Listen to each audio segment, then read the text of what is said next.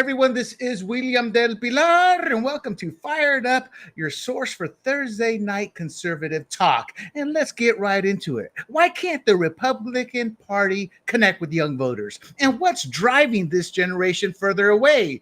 Exploding costs, maybe, stagnant wages, maybe, and the promises of the American dream out of reach? Well, Gen Z and millennials are increasingly drawn to alternative voices and radical solutions. From activist campaigns to university admissions to the role of foreign competition in the workplace, we will expose the underlying currents changing young voters. And we'll chart where the true opportunity might be reclaimed, if it can be. But before we begin, do not forget to click the thumbs up and like while you listen. Then make sure you bookmark grumblingsmedia.com. Follow us on your favorite platform like YouTube, Rumble, Apple, Spotify, Pandora under the handle Grumblings Media. And with that out of the way, let's get right down to it. But with getting down to it, that means I have to introduce our panel. And we'll start off, ladies, first with beautiful Miss Annette Ross. Good evening, William. We need to get you a hairdresser. My wife is a hairdresser. You know what happens is my hair gets a little bit long. I want to grow it long, but okay. I got what they colics, whatever it is, where your hair middle stage, yeah, where it twists certain ways. So I got nappy hair. My mother, her hair got nappier. She got older, and I'm noticing that with my own hair. Oh well, it is what it is. Let us bring in the G-Man. Hey guys. G sporting a nice beard there. You know, I haven't watched a Hindu movie in a while there, but those Indians over there grow these big old nice thick beards there. The Persians, I guess, the whole Middle East, they grow some great beards over there. Yeah, getting down to like here, but I'm not gonna do that. And they can sculpt it, you know. With us, we just get the Duck Dynasty, like that raggedy ass look, you know. So let's get to it. Before we get into the main topic, which is affordability and why we can't get the youth vote. It broke today. I want to say I saw it on Politico. I can't remember. But the federal housing chief is referring Eric Swalwell, better known as Fang Fang, better known as Gas Man, for DOJ mortgage fraud probe. Federal housing officials are cranking up the heat on him. And now it's not just talk, people. It's a full-blown criminal referral. So who is this individual? He's Bill Pulte. He's the guy who tracked down Letitia James and was looking at her house, and the neighbors were antagonizing them. Who's this white guy here looking at my friend's house? You know? But he is the Trump-appointed head of the Federal Housing Finance Agency, and he referred Swalwell to the Justice Department for investigation into alleged mortgage and tax fraud related to a Washington, D.C. home. Guys, real quick before I get into some specific questions, your thoughts. And also, it seems like mortgage fraud seems to be one of these common things with these politicians. Annette, what's your initial thought? Well, my initial thought is he didn't deny it, did he? He just said, Trump's out to get me. But he never said, he didn't deny the actual charges. So I thought that was really interesting. That was my initial thought. That's a good point. What about you, G? Yeah, I mean, I believe he said that his home is in Washington, D.C., but he's a California congressman. So I think you have to have your primary residence in California, right? So I think there's a paper trail for this, right, G? There's got to be a paper trail if it's something with. Oh, I'm sure. Yeah, absolutely. So, yeah, I mean, I have a deeper thought, but just that's my initial thought is just how many other people are getting away with this? Well, the charge is live in the district. Well, you know, that's not necessarily true for everything. So that's a great question. But because I know, for example, my district is Carpet Baggersville. You know, Isa ended up buying a home in Bonita so he could run here after they changed, you know, because he was 49th was his district. And Carl DeMaio carpet bagged his way into the district as well. And Amar Campa Najar, he moved to Alpine. That's where he lived at, but he was always moving, depending on what girlfriend he had at the time. They busted him in National City, and then dating that congresswoman or senator or whatever. So the guy's a player, a good-looking guy. Maybe that's why. But my point is the only guy who was in the carpetbagger in my district was Brian Jones, who came in fourth. You know? It's like the guy who lives in the district, they didn't even want him. But so I don't know, G, but that's a good question. I would sit there and say they don't have to because, but I'm not 100% sure on that. And we should know that actually. But they're looking into possible mortgage tax and insurance fraud. Again, it's misleading statements. We're talking millions of dollars in loans and refinancing, and they're all tied to where Swalwell claims his primary residence is. He's not alone, people. He is the fourth big name Democrat targeted like this. Letitia James, Adam Schiff, and Lisa Cook. All three of them for mortgage fraud. What's so ironic is every Tom, Dick, and Harry is like a realtor that I know, and nobody here's a realtor. But I would love to ask them, why is it always mortgage fraud? And it kind of aligns now with what CNN. Remember, CNN was trying to cover for Lisa Cook, or they all do that. Well, it looks like they all do that, but it's still illegal. Now, as Annette says, Swalwell says, "Come on, quote, come on, this is classic political payback," unquote. I got to be honest, people. In full transparency, I think it is, but I think they committed the crime and Trump is going after them. They are seeking retribution, but they're doing it legally, And this is, remember, Annette, about a month ago, I talked about being a bully? Yeah. A bunch of bully. This is what I'm talking about. To me, this is the type of action. If one of these 3 or 4 go to jail, this is the type of action. Next go around, we're going to get Trump. You better be right, or you're going to go to jail because somebody else will come back and get you. What I'm saying, we have a new breed of politicians coming in. We're seeing it with the Democrats, the ode for the socialist mean Democrats coming in. We have our own bench as well. Marco Rubio will take a scalp. I have no doubt in my mind. He's part of the establishment, I still believe, and is out for himself, but he's tired of this. So I think this is good. If Swalwell did it, convict him. So your thoughts on what I said in terms of this is how you have to deal with this type of stuff. I mean, what I'm trying to say is I'm okay. If he's going after him for political retribution, I'm okay if he's got the justified legal evidence. If he's fabricating stuff, then they're no better than the left. Correct. Your thoughts on that? Well, I think these people, meaning Swalwell, how do you say his name? Swalwell? I feel like it's a hard name to say. Just say Fang Jr. Yeah, they're brazen. It wouldn't surprise me at all because there's so many political favors that get done. And then somehow there's never any consequences for it or any sort of action taken to hold people accountable, which is shocking. But I see political favors happening all of the time. And isn't it interesting that he's supposed to be announcing his run for governor? I heard that. Swalwell? Yes. Look online. Saw that. No. That right now the Democrats don't have a big name running. Yeah, well, I saw that today that he's going to be announcing. Katie Porter is the only one running. Well, I saw he's going to be announcing his run within a week. Oh, actually, over Katie. Yeah, but that's a great move. Oh, gee, real quick. Real quick, Annette. I think that's a brilliant move by Swalwell. It's an empty field right now. Why not? He's he immediately becomes a front runner. Just people don't realize name recognition is everything. In many ways. Gee, your thought on Swalwell possibly running, and your thought on it doesn't matter if Trump is getting political payback if the legal evidence is there. Do you think it's justified or not?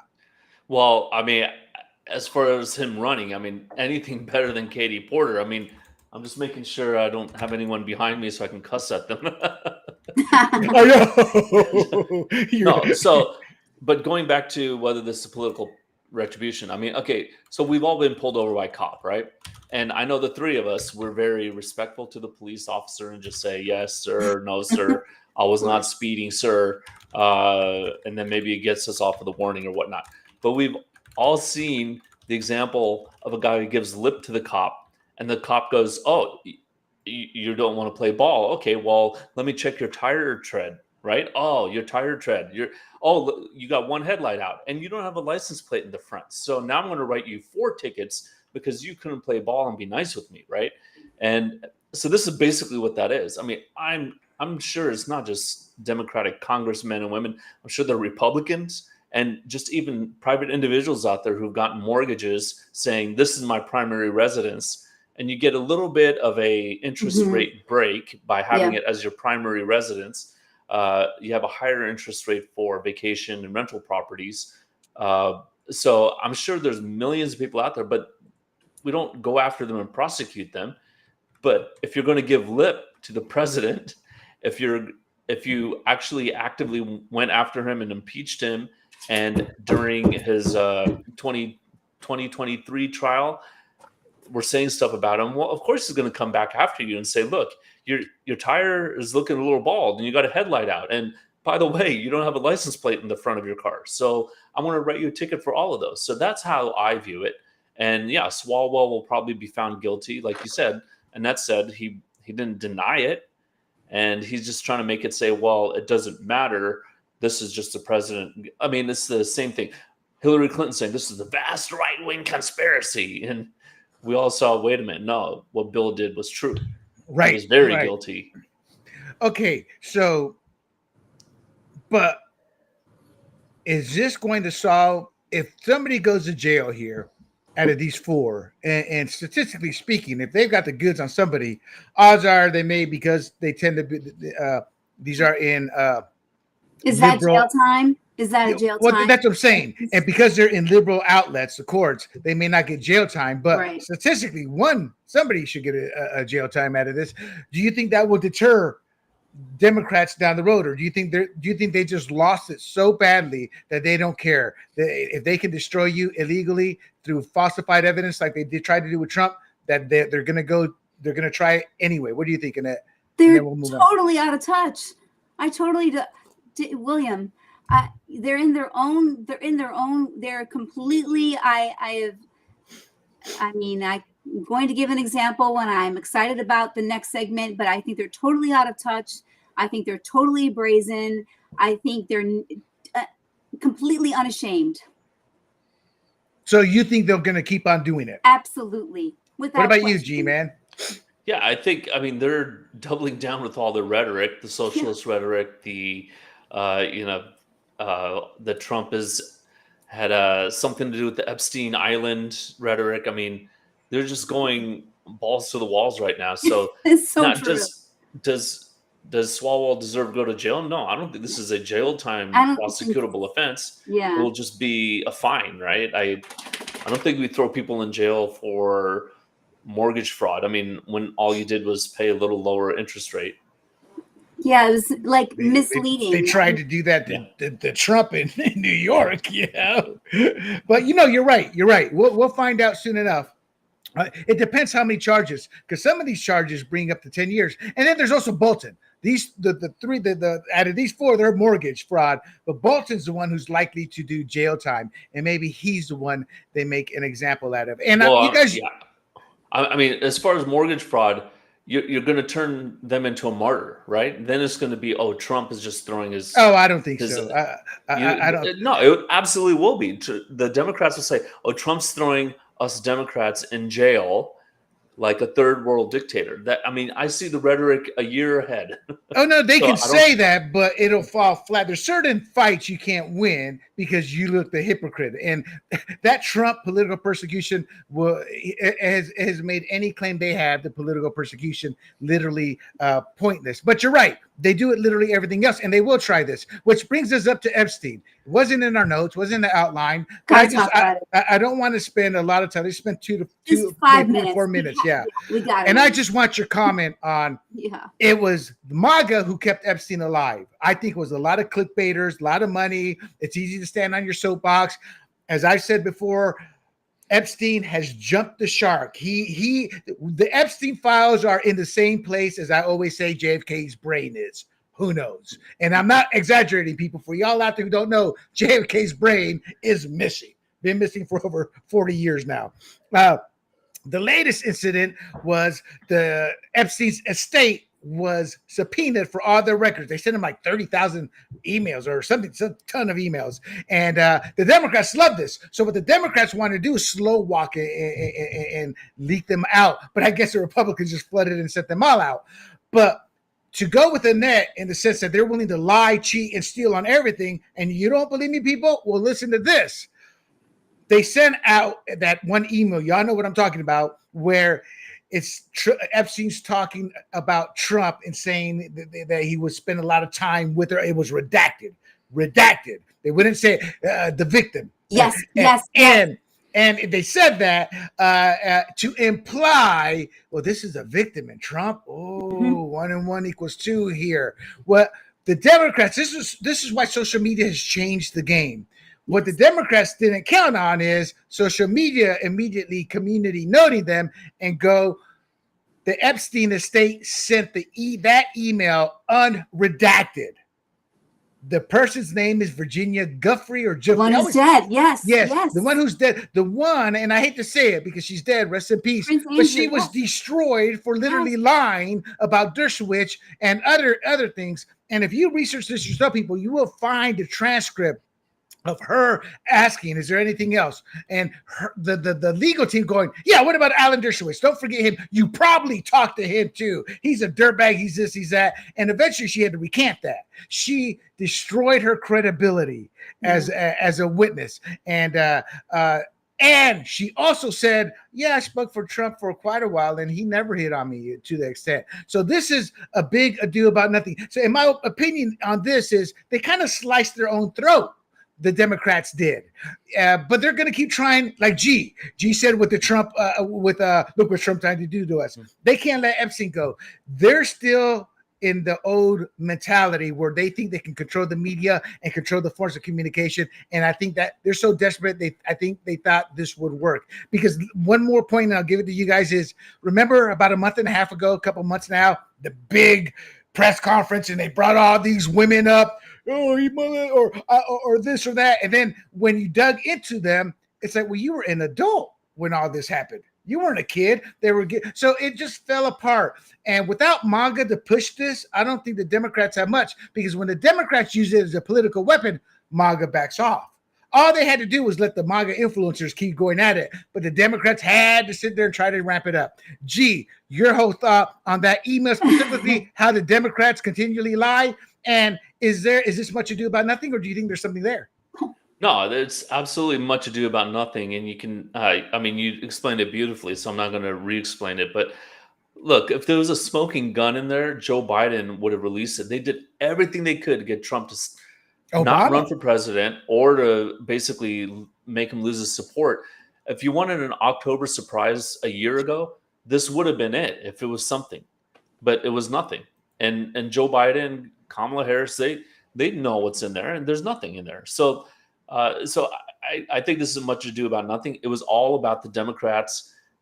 So most of the Democrats out there, The View, you saw The View giving what's his guy, Fetterman from Pennsylvania, giving him flack for quote unquote caving in. And then I saw a clip of The View, the Latin woman from The View on CNN. No, it's the other one.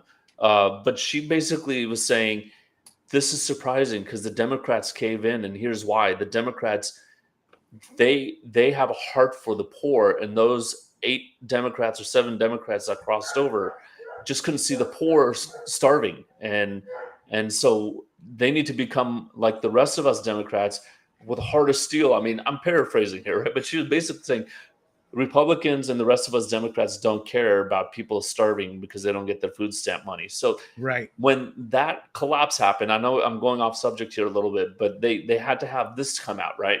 To kind of take the narrative away from, okay, well, it's really the Democrats who's making everyone starve and everyone jobless for 38 days. It was the Democrats. So, and this whole time they're saying it's the Republicans.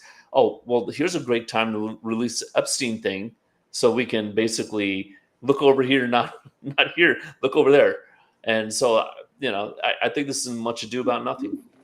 All right, to the audience, to the listeners out there, hey, give us your thoughts. Much ado about nothing. What do you think? Annette, what's your thought process? I disagree, because you tell me why they released that tape and that they don't show that 1 minute of the tape. Really? You're going to release a tape and you're not going to show that section of time?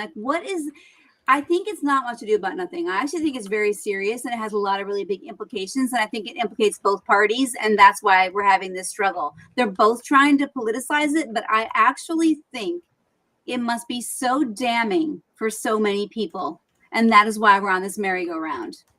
Oh, I don't think the I think the people That's on my the thought. right who are trying to politicize it are the losers, the Massies of the world. You know, which is ironic. 2 weeks after his wife passed away, I saw him at an event. He was looking nice, sharp, thin, no glasses, hair done nice. Turns out, less than 8-10 months later, he's marrying some woman there. I'm like, you know, Annette, no, let me backtrack a bit, Okay. or explain myself a little further. Yeah. I agree with you. There is a lot with the Epstein thing. I'm just saying specifically Donald Trump and Epstein. There's nothing there, right? That's what I mean. I agree. It's much ado about nothing coming. Yeah, I know. We got to get some people to, engage us on this, because it's really interesting that it's circling around, because there is something there, William, and people are not stupid. That's the oh thing I'm no, learning. you are right. Thank you. Oh, right. No, but see, you all need to listen to what I say. I do listen to what No, you say. what did I say? I said the Epstein files have jumped the shark. It doesn't mean it's become a conspiracy. We'll never know the truth. That's right. Of William. course, there's something there. Remember the reports. The FBI or DOJ or whoever went down there. It couldn't have been the FBI, because FBI isn't overseas; it's internal. But maybe they got to Epstein's Island. But American legal people, law enforcement, and supposedly all kinds of video, all kinds of film. Diddy. There's supposedly thousands of hours of video as well that the DOJ said we're not going to release that. Why? So there is something there. I agree. But my point is, this isn't about finding the truth. It's about they should make a movie. Let's get Trump, because that's what it's about. Massey doesn't care about the truth. Massey is gluteus maximus hurt, Right. He's just hurt because Trump's going after him. And right now, Massey's not polling well, which I found shocking. I thought he was undefeatable, but I think at the end of the day, there's a report saying that Massey's being funded by George Soros in part. If that's true and that gets out publicly, I think he's done as a candidate long term. But my point is, those are the people. And Marjorie Taylor Greene, who I've always admired as a fighter. I've never admired her as a politician. I've admired her as a strong woman who's a fighter, but I've never respected her political acumen. And I don't mean I don't care for her or anything. I just always thought she's out there, and I don't know what's the matter with her right now. I'm like with Trump. I think you kind of lost your way. Maybe your head's gotten too big. You're missing some of the obvious cues. And I think every Republican that's on this Epstein thing, I get it. You want the truth.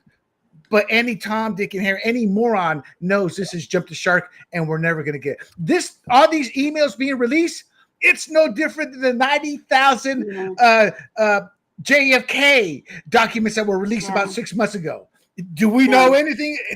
No, it just muddied up the conspiracy more. Yeah. You're right. No, William. Okay, good point. You're right. All right. Any final comments, people?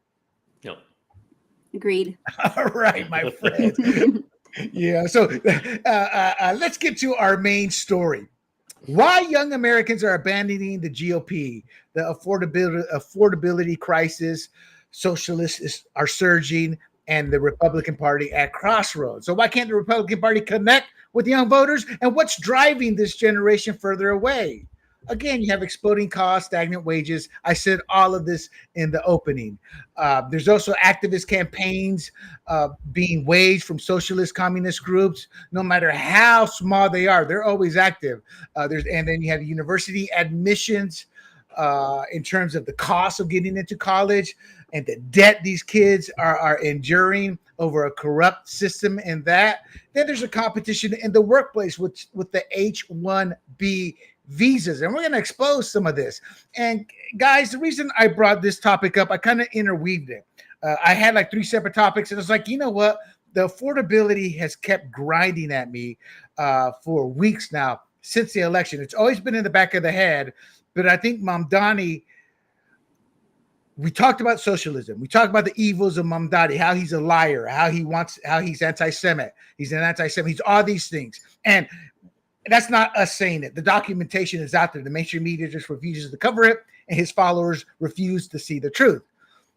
But the underlying issue is, why are these kids? We always talk about that little white rich kid, how, the parents are funding everything. That's one aspect, But there are millions of kids who are simply can't afford life right now. Before we get into some of the topics I have here, what are your initial thoughts?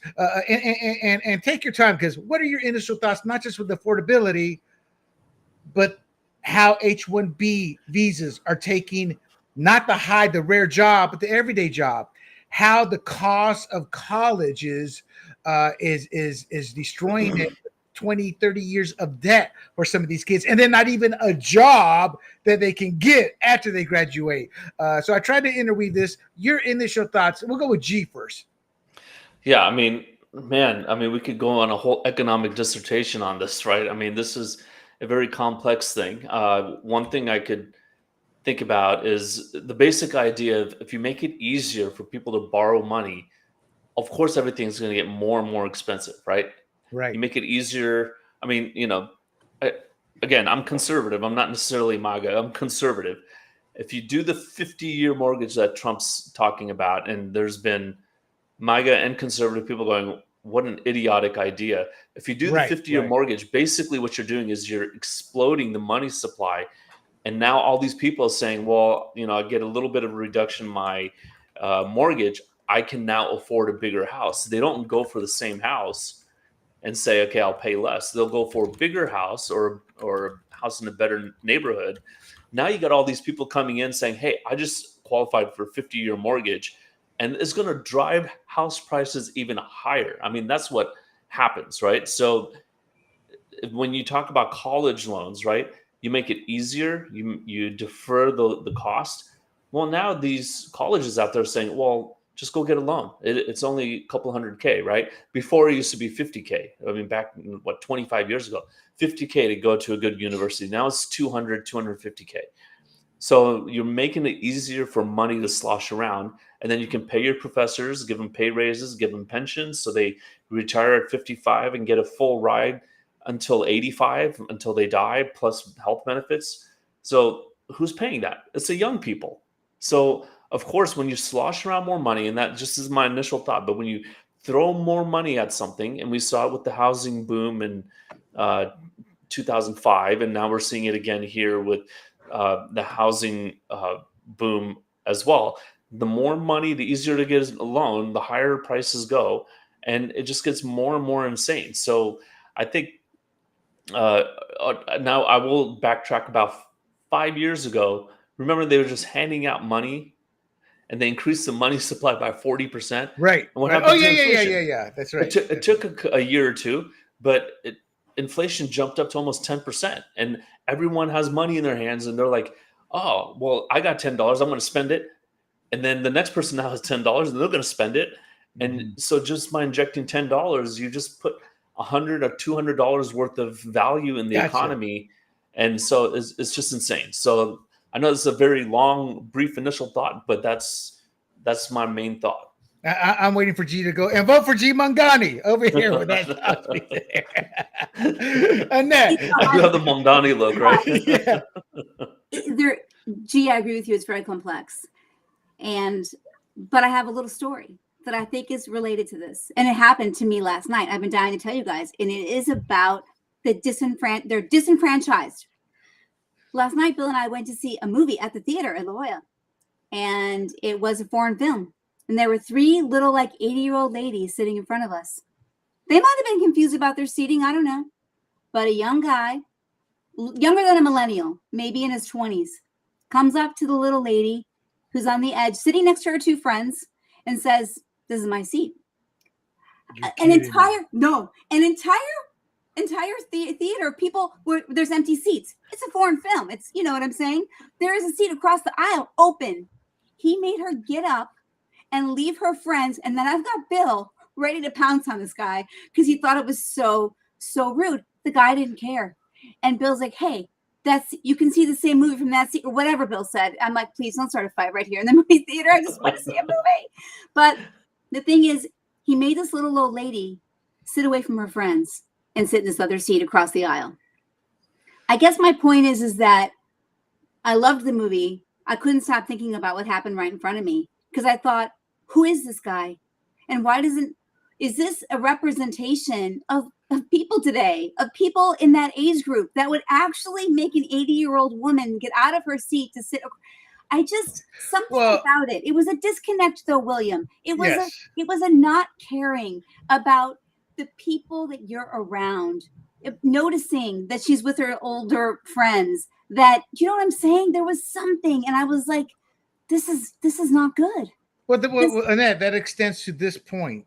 Yes, that's why I brought it up. No, it extends to the point of, do you want to hire a little mini socialist to just destroy your culture at your job? No. So they can be their own worst enemies too.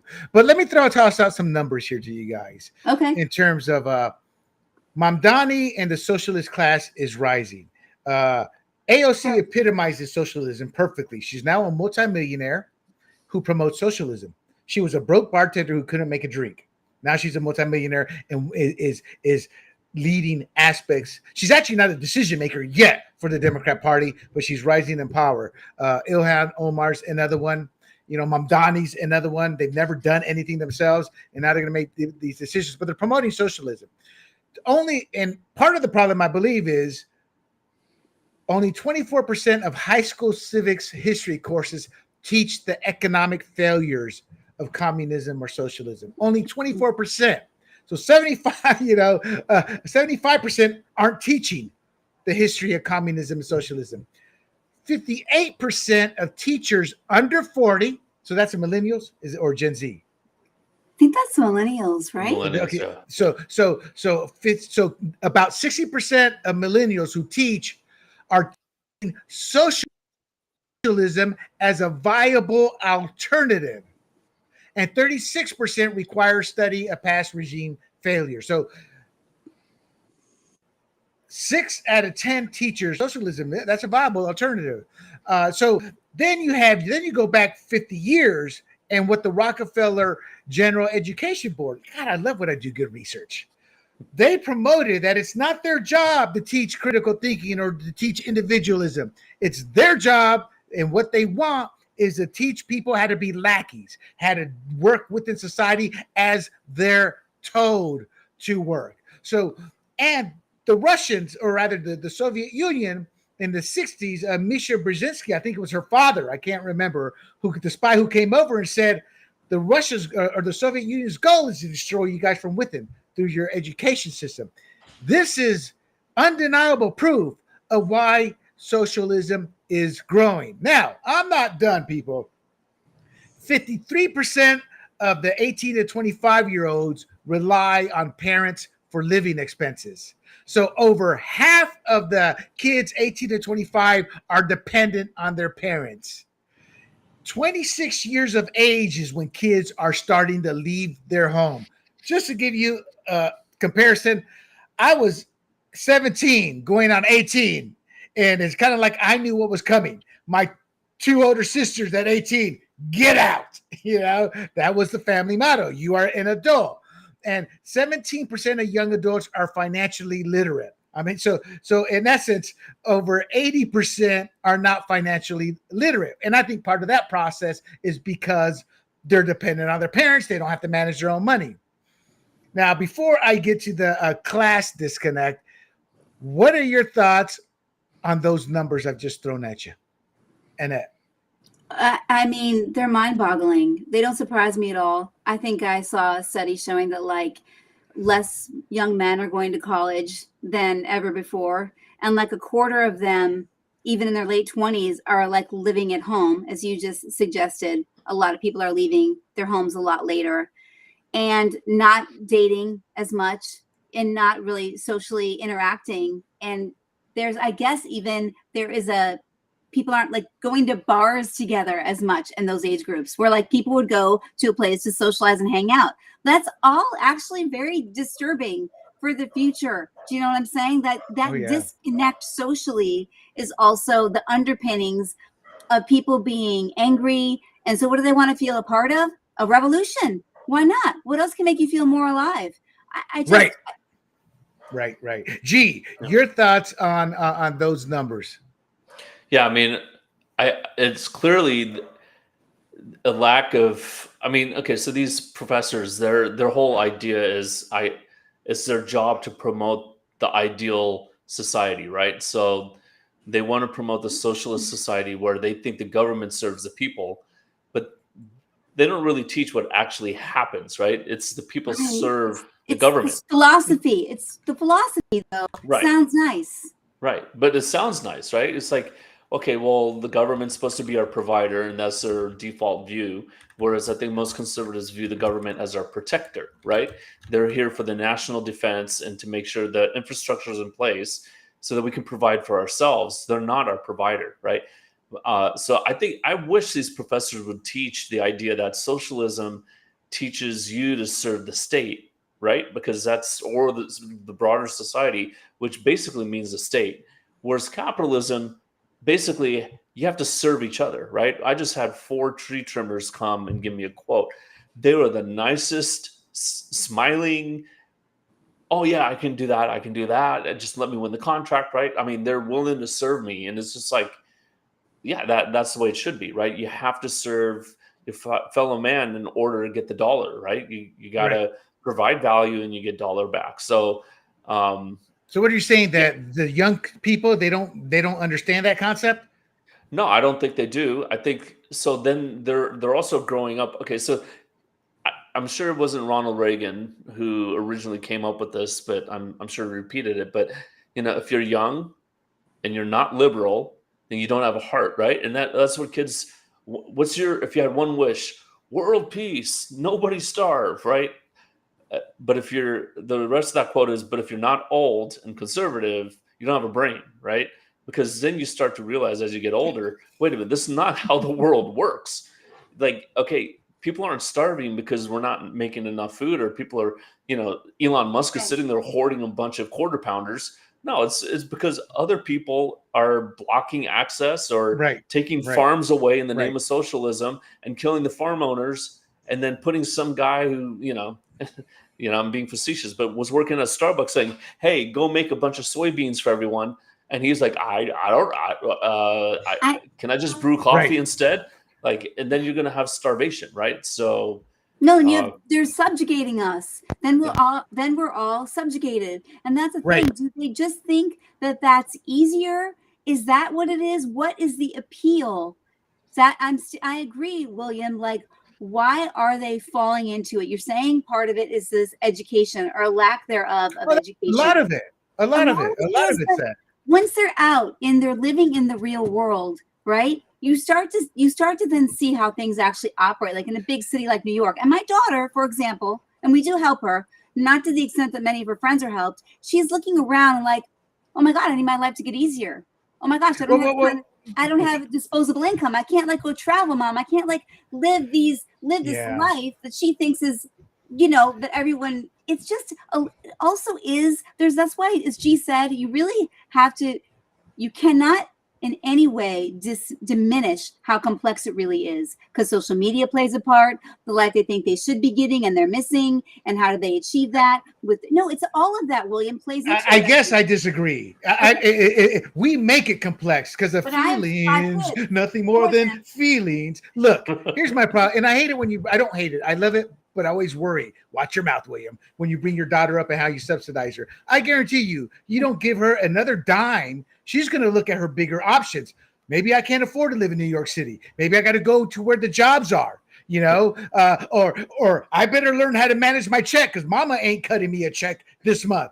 And hold on, the people they leave home at 26, they're damn adults at 26. They're not kids. 53% of 18 to 25-year-olds rely on parents for living expenses. It's pretty black and white. You look back at history, you look back at any how-to success book, odds are that person was on their own, having to learn the hard way. Now what a parent can do is guide their kids, but what parents do is they keep enabling their kids. We can learn a lot about the animal kingdom here. And what does Mama Bird do? I'm going to stop regurgitating food in my throat for you, little birdie. What's that, Mama? No. Boom. And Mama throws them out of the nest, and they better learn how to fly on their way down. We need more of that. The military can provide that. Trade schools where you learn an actual trade can provide that. But I think the biggest problem is That stat of 53% of 18 to 25-year-olds are relying on mama and papa. And mama and papa can't always provide, but it's what I call too much love. You got to have some tough love. My dad and mom, we love you, but you're 18 and you're on your own. What happened? I partied my way through life, no direction, because my parents should have done a better job in helping to raise me. They were Latin American parents. They came to this country. They just wanted money and support. They didn't understand the importance of education. So they weren't maybe necessarily the best parents. And God bless them. I love them. I'm not saying that as a negative. They didn't know any better. But the greatest gift they gave us was, you're on your own. I partied hard. I lived 3 lives. And then before I settled down, met my wife, got married. And then what did I do? I built a startup and I became a pioneer in the fantasy sports industry. I am an average Joe, but because of my parents, my mother and father throwing me out of the nest, and I learned how, about 2/3 of the way down, I finally learned how to fly. Woo, let me get out of here, But we try to make it more complex because we're humans, because we can critically think because of this, that, everything. You boil it down. Now, let me finish my point here to the next question for you, and we'll start with the net. Okay. So what do parents also do? Oh, my child, they're so beautiful. I know everybody says it, but my child's really special, especially dumb. No, they're especially arrogant, and they become elitist.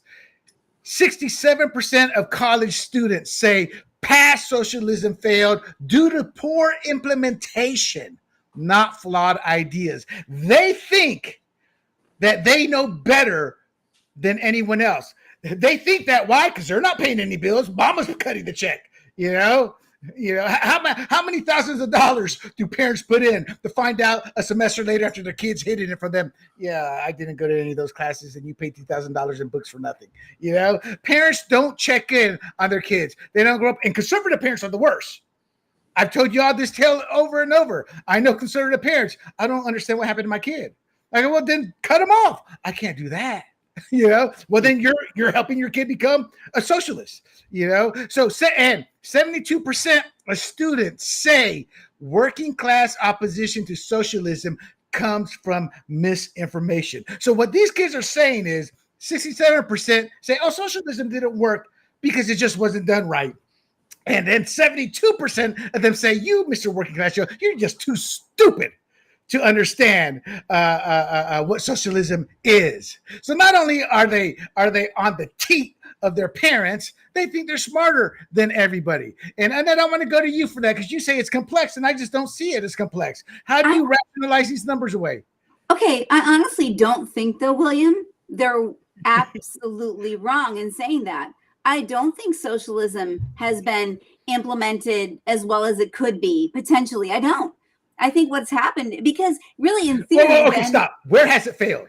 I can't let you get past that point. How has socialism not been implemented properly? It's easy to say that. Tell us why. Let me just say something. What I wanted to say was, I guess more of a communist look at things, right?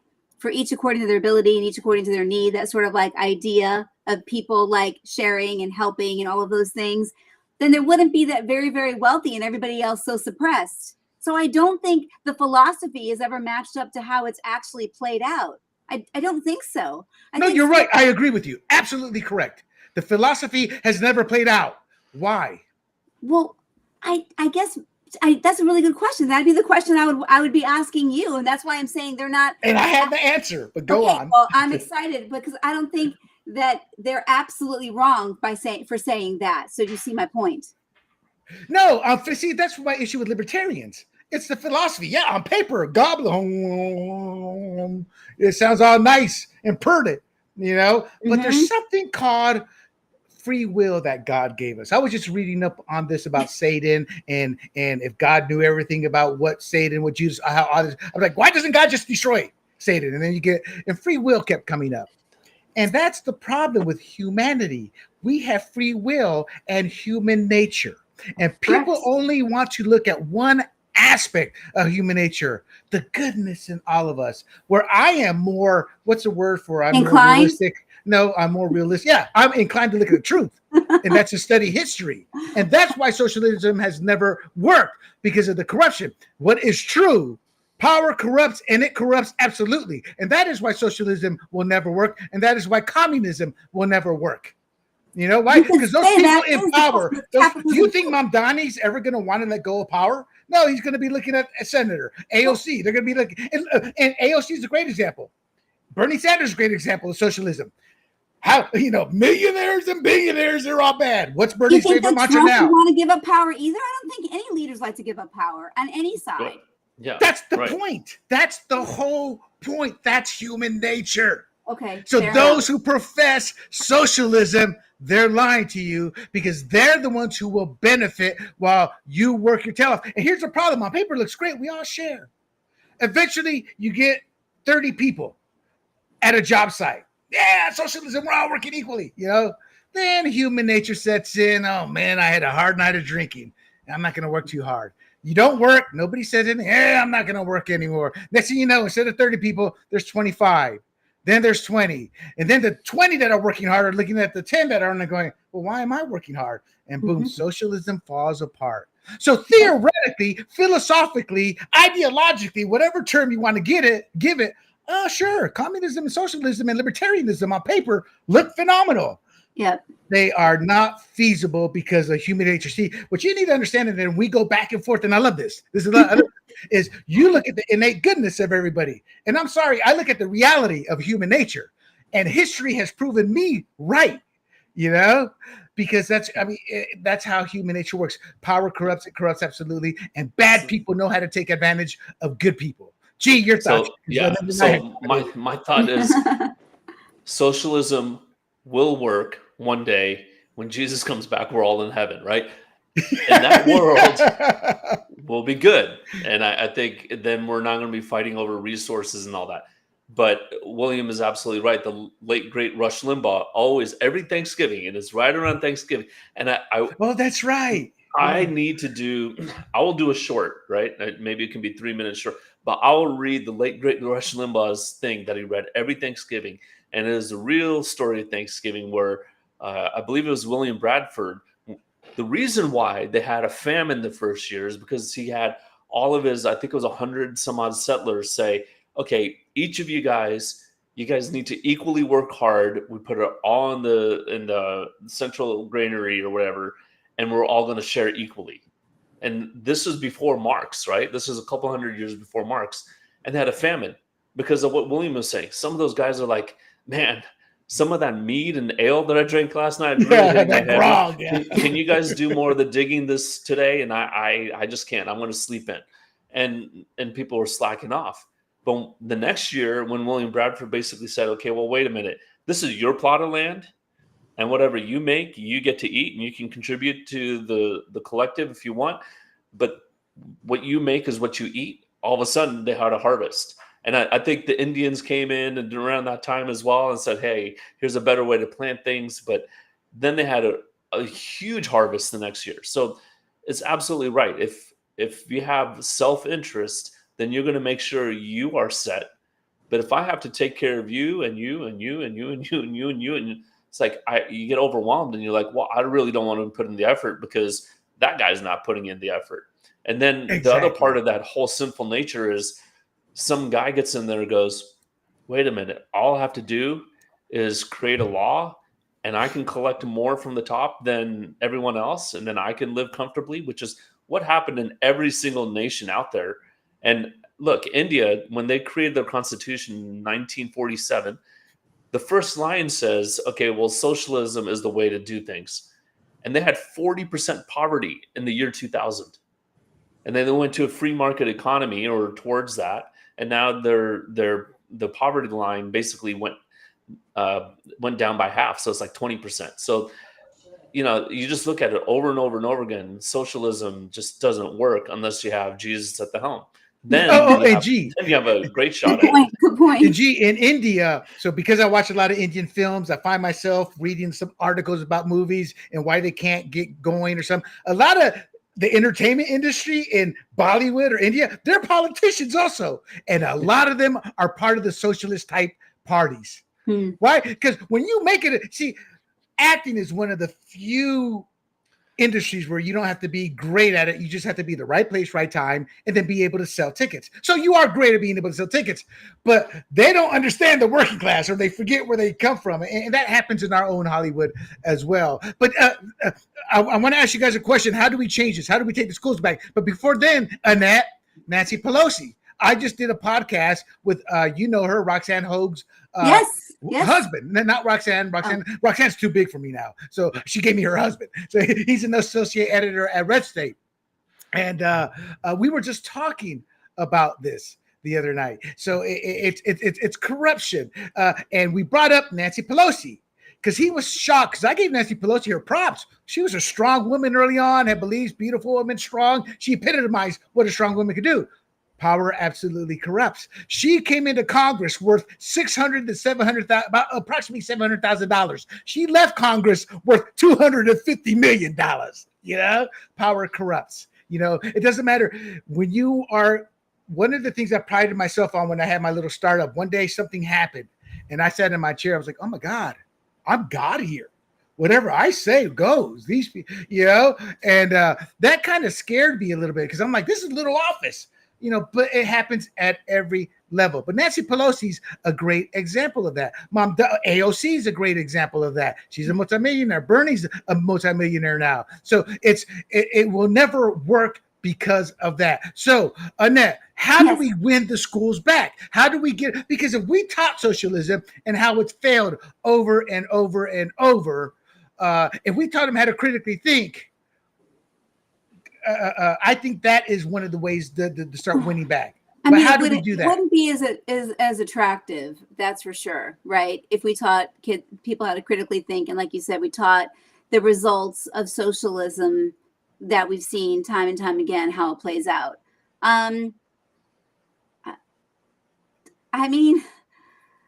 You guys gave some really great examples as to why it falters every time, because you're talking about things like, I used to argue with my uncle about this, who I was very close to, he would say there was importance in teaching philosophy along with different religions, but it's just like ways of thinking, because you're bringing up the philosophical ideas behind why people, and also like motivations and just sort of human beings and human nature.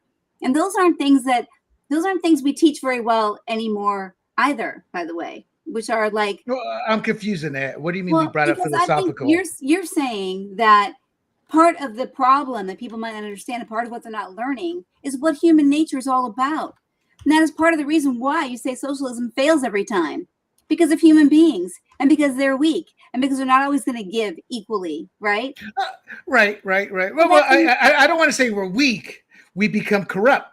Because corrupt people, they will the AOCs and the Bernies will rationalize away why what they're doing is good. Workers, though. You're talking about people working. Oh yeah, the workers. Splitting it up and dividing it up. Some people will do it, some people will not, and the other people who do it get tired of carrying the weight of the people who don't. That is part. I think part of the problem is we don't teach children anymore about human nature. We don't teach them about philosophy. I do think that sharpens our critical thinking. I do think it gives us a lot of examples from which to talk about these issues and why they will and will not work.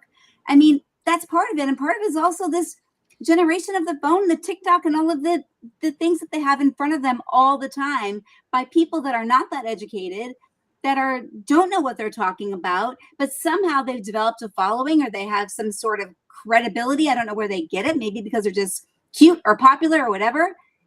But that's part of it. But it works though. People believe these people. It's sort of mind-boggling and shocking. But there is something happening though, William, with the younger generation where I'm sorry, I saw it in that man last night. They're just out of touch. It was so bad for me, William, that I said to Bill, where could we go that it's different than this? I don't feel like this is my country. I have a story to tell you about that in that sense. So, and I think I've told you guys this story, then G will go to you. But before we go, what is the greatest, before we move on, what is the greatest socialist example of failure that we have seen in modern history? Wait, give me a second. too many to count. I would The, say the, France. the, I would say the, France. no, the National Socialist German Workers, better known as the Nazi Party. Oh, the Democrat Socialists, right? The National Socialist German Workers. That's what Nazi stood for. Yeah. Yeah. So, but my story is this: I started my startup. I was on the front. I was one of the pioneers with the internet. I would sit there and say my company and hundreds of others. I was probably part of one of the first 10,000, maybe first 20,000, less probably in the top 100,000 in terms of companies that were actually out working out through the internet. About I don't know 6-7 years later, I walk out of my office into the main room where all the editors were at. And I'm looking at them. They're up with the phones on the computer with ICQ is what it was called. It was ICQ and AOL. ICQ was bought by AOL. ICQ was an Israel invention. I loved ICQ. Great. But anyway, they're all on there. They were in their mid-20s. I had traveled the world by their age. And I'm looking at them and I'm like, oh my God, these guys have been working for me for years. And I can count on my hand how many of them have had actual dates. I realized technology was destroying the world for all the good. It was destroying our social skills. Fabric. These kids, they had no clue on how to communicate. This is one reason why porn use is astronomically high right now. This is why it's there's a term, I forget what it is, but Tinder is so popular. It's like, it's just gratuitous. They have a need. You have a need. I'm a woman, I have a need. I'm a man, I have a need. There's no relationship building. Technology, what I'm trying to tell you is that kid is a product of a world where social skills are not taught by parents. Remember, when I was a kid and we were going to an event, I'm dressed up nicely. My mom's telling me, you will do this, you will do that, you will do this. When the adults are talking, you will act this way, you will do that. We were taught social skills.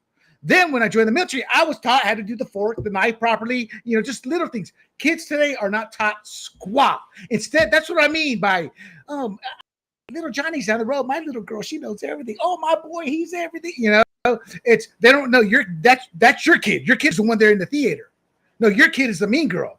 And that's no longer the outlier. That's no longer the exception. That's become the norm. That's why 70% think the working class is too stupid. I got the college education in how to pass gas properly in a room, meaning the degree that's going to get you nowhere in life, but they got it. So they view themselves as superior. And my point, though, is what you're seeing to me is a product of technology today. And you want to respond, then we'll go to G. Wait, yes, I do want to respond because I think you are arguing away from your first point where you said it's not complex. No, it is complex. The social fabric is breaking. That is a problem. The education system is breaking. That is a problem. There are many sort of those are two black and white situations. I mean, and the family, the parents are not instilling values. You said that as well. That is also, and I agree with you on that. I've known parents who said to me, you know what? I'll let them decide what religion they want to be. And I'm like, what are you talking about? You instill your values in your children, and then maybe they will decide in part. But isn't it our job as the parents to say, if they knew what the kids knew what they were doing, what am I even doing there? That's a great point, because somebody say, William, that's complex. How to be a parent, how to do this. No, it's hard, but it's not complex. You instill your values in your kid. My value was my mom grabbing me by the arm, pitch me, wait till we get home. And you're getting dressed. Yeah, and I'm getting dressed. I mean, look at me now. Look at me now. But okay, so we're at the hour mark. We only have gotten through 1/3 of this. So next week, I'm going to save this over to next week to talk about the H-1B and affordability. Or maybe we'll do a podcast and we'll release it here in the next day or two, because this is important stuff, because I'm a black and white guy. Annette's a more complex individual, and we don't know what G is because we kind of forced him to be silent this episode after he went on his campaign speech early on. But real quick, though, the affordability crisis. Why? Where's my question at? Financial dependence. Okay, so I think the problem here is, and I want a 30-second answer. I'm going to do 2 or 3 of these questions.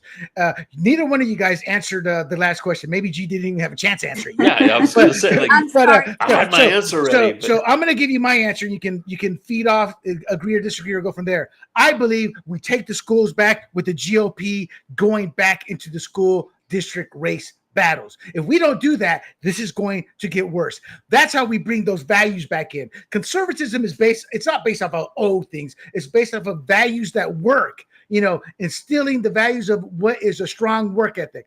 You study, you learn about communism, you learn about socialism, you learn how this country was created. You learn that, yes, maybe Columbus did not treat people well. In Panama, he's got a sordid history, Columbus's brother in Panama specifically, but he did discover the new world. You aspire to be a Columbus who is open to taking risk. You teach history, the good and bad. And the Republican Party has to get back into I don't even know if they ever were, but you both are to the audience, us three, we all serve. We know how the Republican Party works. And to a T, I can answer for these guys. We know the Republican Party puts nothing into school board candidates, not a damn dime. They don't support them. They don't give money. And then they wonder why we're at the point we are today. So my take is the Republican Party needs to step up into the fold to start taking back our schools and start instilling some of these values that Annette talked about. G, we'll go to you real quick, 30 seconds. Yeah, I mean, I'm going to say that, yeah, again, we can't do a national, hey, this is what you're going to teach, because rightfully we did away with we're doing away with the Department of Education. And we saw what the liberals did with that. So we don't want that, right? We just need the local control and good candidates to run to say, look, we're going to teach that the American system, it's not perfect, but it's the best system, because every other system, right? They always say capitalism sucks except for every other system out there, right? So if we teach that idea that, yeah, capitalism, you're going to have inequities and excesses. That's just the nature of it. Better than socialism, where it's at the, basically a gun to your head saying, no, you will give this and you will work here, and this is what you get in return. And that's a sucky system. All right, Miss Annette. Yeah, I mean, we have to. G's right. I mean, we've seen what a disaster it is to do it in the national level. So it's got to be locally controlled, the districts, for those particular people who live in that district.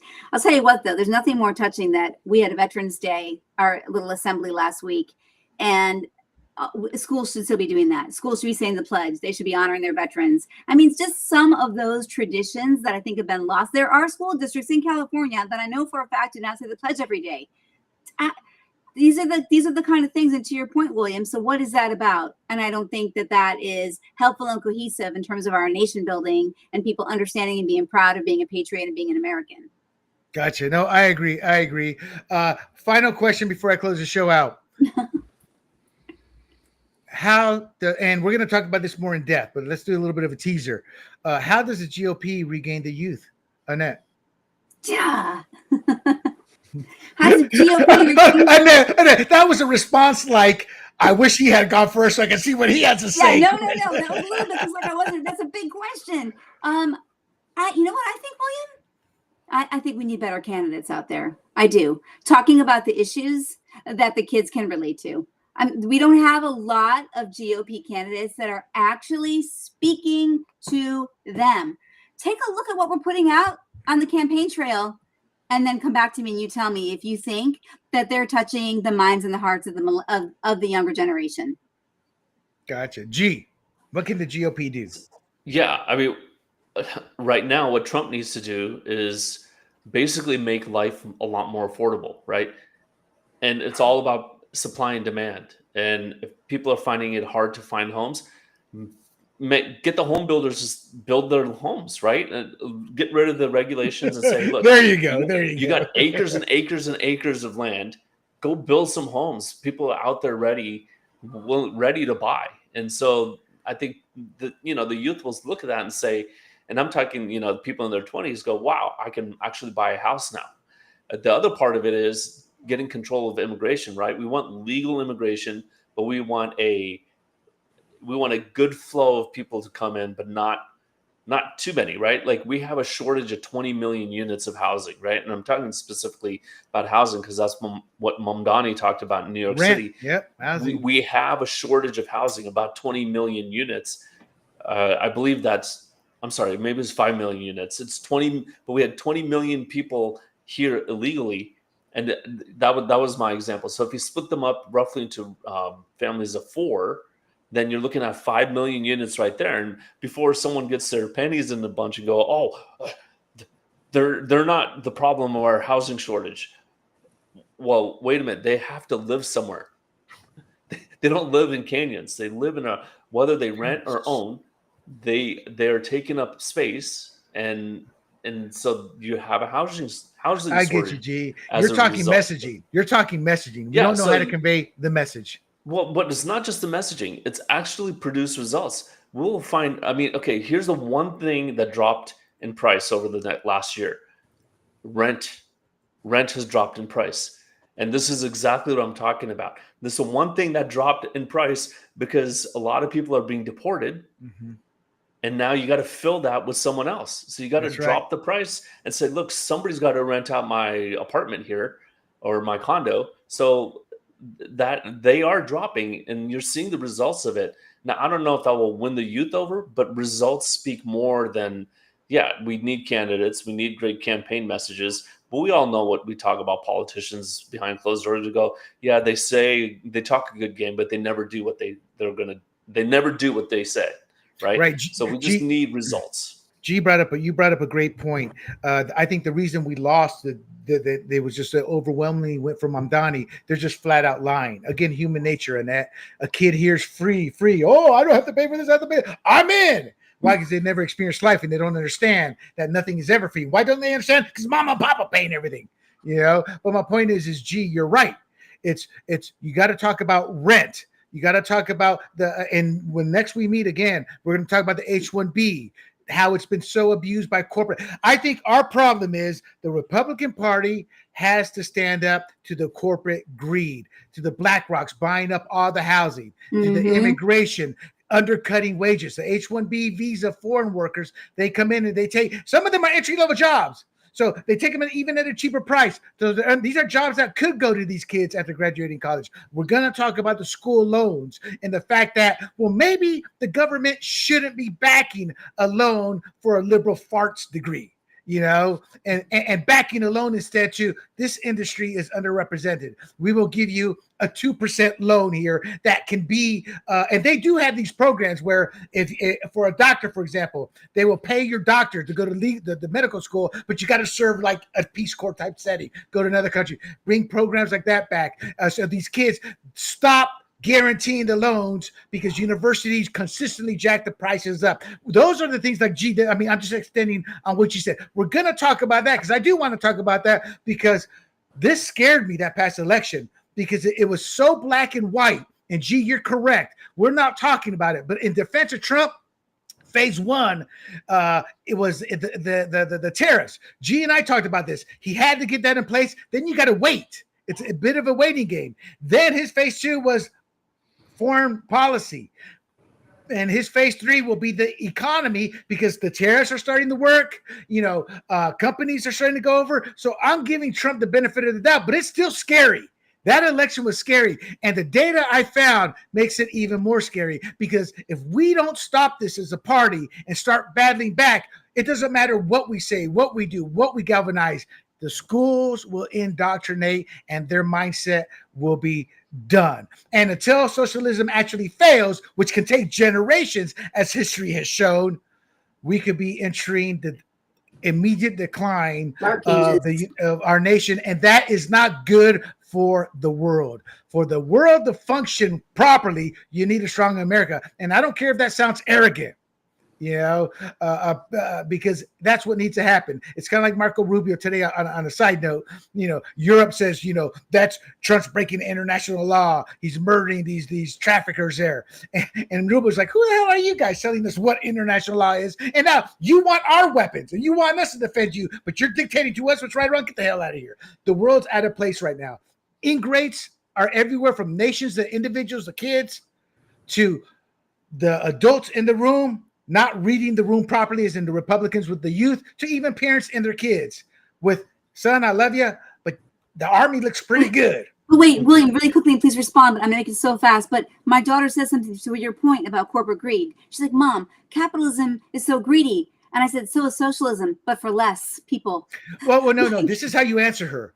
You're right, honey. You're right. Capitalism is greed, but that's called cronyism, corrupt capitalism. But honey, tell me any other form of economic or any form of government that is able to make that poor man a billionaire as fast and within less than a generation than America. Socialism can't, communism can't. So yes, let's play the fact, as Milton Friedman said, let's say that capitalism is not good.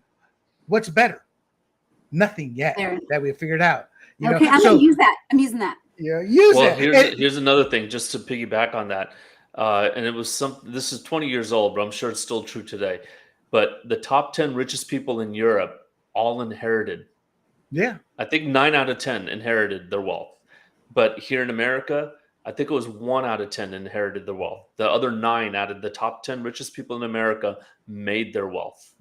And right now, Europe, there was a few months ago when we were talking about Europe and Ukraine and all that, and deals with China, all this. Europe has not produced anything of note for over 40 years. They have not contributed to the world in over 40 years. They've been takers for over 40 years. They're not doing anything to better themselves as a nation and as people. They're just there. And with that, my friends, I'm going to talk to the guys after the show, see if we can set up another podcast in the next day or two, and we'll upload it to continue this conversation. But this is something all of you need to think about. All of you need to look at your children and understand that you love them, but you understand what the real world is. You got to look at what the schools are teaching. Y'all have to get involved. And to you political aficionados, get involved in your local race. Everybody wants to work on the Senate, the governor, the president race. I did, but I also wanted to work at a couple of small campaigns. I even led a small campaign. My candidate won, or lost rather, but not as badly as the other candidate that the county was pulling for. The Republican county was really uplifting and helping with the fundraising. So you can make a difference. Do not forget to give us a thumbs up, to like and share this podcast. Do not forget to bookmark grumblingsmedia.com. You can find us on YouTube, Rumble, Apple, Spotify, Pandora. There's one more, I forget. Apple, Spotify, Pandora. Damn, there's one more, I forget. But you can find us under the handle Grumblings Media. For the G-Man and the beautiful Miss Annette Ross, I am William del Pilar. This has been Fired Up, your social conservative talk, and we will talk soon.